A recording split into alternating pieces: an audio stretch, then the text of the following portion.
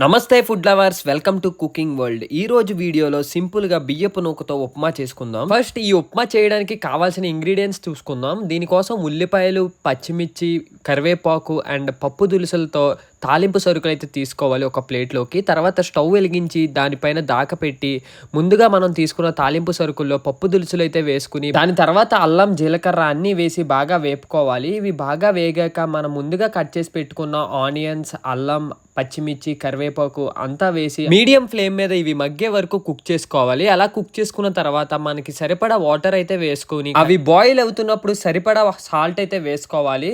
So నేనైతే ఒక table spoon salt అయితే వేసుకున్నాను. సాల్ట్ వేసేసాక మొత్తం మిక్స్ చేసి కాసేపు అయితే లిడ్ తో మూసేయాలి. ఒక 5 to 10 minutes అయిన తర్వాత మన వరి నూక ఉంటుంది కదా, బియ్యపు నూక, అది తీసి రెడీ పెట్టుకోవాలి.